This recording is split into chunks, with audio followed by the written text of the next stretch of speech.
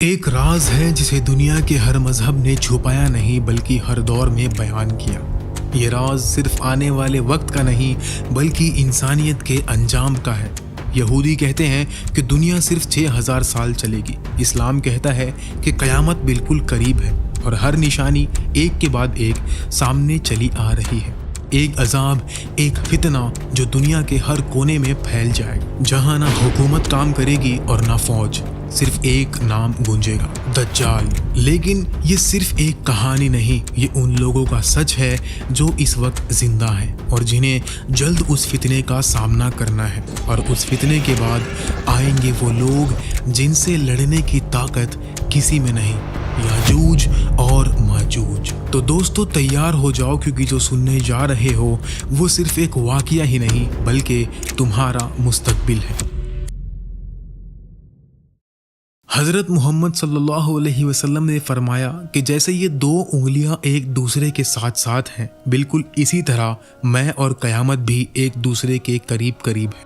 ایک دن رسول اللہ اپنے صحابہ کے ساتھ مسجد نبوی میں بیٹھے ہوئے تھے اور سارے صحابہ بڑی غور سے رسول اللہ کی طرف دیکھ رہے تھے۔ تو آپ نے ان سارے صحابہ کو دنیا کے سب سے بڑے اور خطرناک فتنے دجال کی باتیں بتانا شروع کی۔ آپ صلی اللہ علیہ وسلم نے فرمایا کہ دجال کو اللہ ایسی پاورز دے گا کہ دنیا کی ہر ایک چیز، کھانا، پیسہ، بارش اور ایون مرے ہوئے لوگوں کو زندہ کرنے پر بھی اس کو کنٹرول ہوگا، اور اپنی انہی پاورز کو یوز کر کے دجال پوری دنیا پر حکومت کرے گا اور لوگوں کو اللہ کی عبادت کی بجائے اپنی عبادت پر مجبور کرے گا۔ دجال 40 دن تک زمین پر رہے گا۔ اس کا ایک دن 1 سال کے برابر ہوگا، دوسرا دن مہینے کے، تیسرا دن ہفتے کے اور باقی دن نارمل دنوں کی طرح ہوں گے۔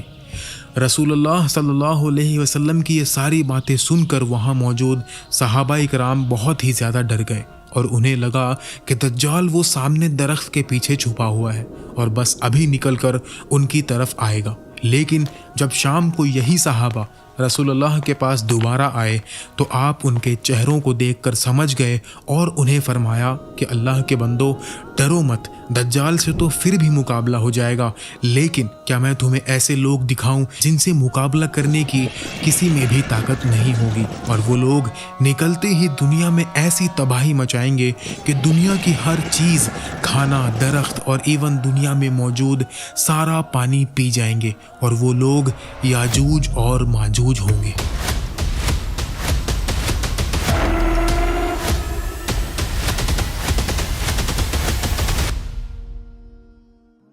آج سے تقریباً 5000 سال پہلے جب انسان اپنی برائیوں میں حد سے زیادہ بڑھ چکا تھا اور پوری دنیا گناہوں سے بھری ہوئی تھی، تو اللہ تعالیٰ نے دنیا سے اسی ظلم اور برائیوں کو ختم کرنے کے لیے ان لوگوں پر اپنا سب سے بڑا عذاب طوفان بھیجا۔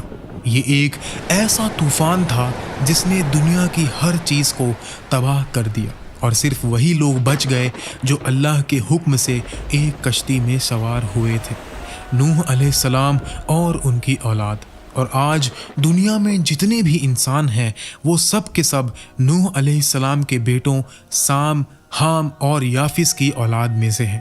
ان تینوں میں سب سے زیادہ خطرناک لوگ یافس کی اولاد میں سے نکلے، کیونکہ یافس کی اولاد دنیا کے سب سے سخت علاقوں نارتھ میں جا کر آباد ہوئے تھے، جہاں ہر وقت زمین برف سے ڈھکی رہتی تھی، جس کی وجہ سے وہاں کی زمینوں پر کھیتی کرنا مشکل ہوتا تھا۔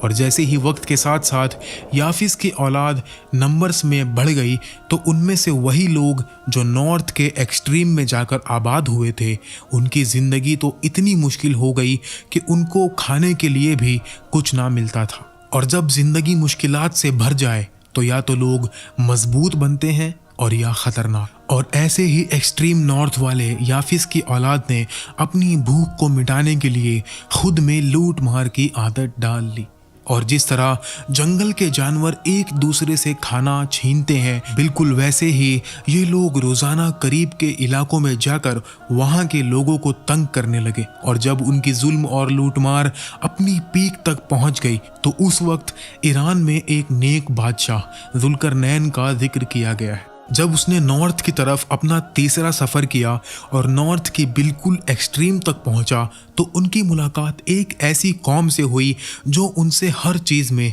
बिल्कुल डिफरेंट थी। इवन उनकी ज़ुबान भी चेंज थी।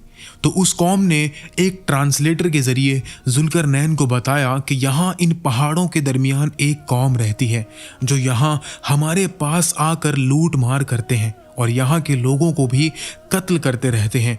हम आपके लिए पैसा चंदा जमा करेंगे और आप हमारे और उनके दरमियान एक दीवार बना दो। जुल्करनैन ने उनसे कहा कि पैसे तो अल्लाह के दिए हुए बहुत हैं, बस हमें आपसे सिर्फ इतनी मदद चाहिए कि इस दीवार को बनाने में हमारा साथ दो। और इसी तरह जुल्करनैन ने उस कौम को याजूज और माजूज के फितने से बचाने के लिए उन पहाड़ों के दरमियान मजबूत आयरन और कॉपर की एक दीवार बना दी। आज पूरी दुनिया में ऐसी कोई भी जगह नहीं मिली जहां जुल्करनैन की वही दीवार हो जो उन्होंने याजूज माजूज को रोकने के लिए बनाई थी। कुछ उलमा कहते हैं कि ये सेंट्रल एशिया जैसे कजाकिस्तान, रशिया या कॉकसस रीजन के आसपास है। कुछ कहते हैं ये चाइना और मंगोलिया के दरमियान एक माउंटेन रीजन्स में है। याजूज और माजूज हर रोज़ उस दीवार को तोड़ने की कोशिश करते हैं और जब वो उस दीवार को तोड़ने के बिल्कुल करीब पहुंचते हैं तो उनका सरदार बोलता है कि बाकी कल कर लेंगे। लेकिन कल को फिर अल्लाह ताला उसी दीवार को पहले की तरह मजबूत बना देता है। लेकिन याद रखो, एक दिन ज़रूर आएगा कि याजूज और माजूज उस मजबूत दीवार को तोड़ने में कामयाब हो जाएंगे। लेकिन वो कब होगा? जब इमाम मेहदी और ईसा अलैहिस्सलाम दज्जाल के फितने को ख़त्म कर चुके होंगे, तब वो निकलेंगे और उनका निकलना एक निशानी होगा क़यामत के करीब होने की। अल्लाह ने सूरह अंबिया की आयत नंबर 96 में फरमाया कि वो हर बुलंद जगह से नीचे उतरते हुए दौड़ेंगे। वो बहुत ही ज़्यादा तादाद में होंगे। हर 1000 लोगों में 999 याजूज माजूज और सिर्फ एक मोमिन। वो इंसानियत के खिलाफ एक ऐसी जंग छेड़ेंगे जिससे कोई इंसान बच नहीं पाएगा। किसी भी इंसान में इतनी ताकत नहीं होगी कि वो उनसे लड़ सके। हर तरफ कत्लो गारत करेंगे, फसाद करेंगे। इसी दौरान अल्लाह हज़रत ईसा अलैहिस्सलाम को हुक्म देगा कि तमाम मोमिनों को माउंट सीना यानी कोहे तूर पर ले जाएं, वही जगह जहां हज़रत मूसा अलैहिस्सलाम अल्लाह से बात किया करते थे।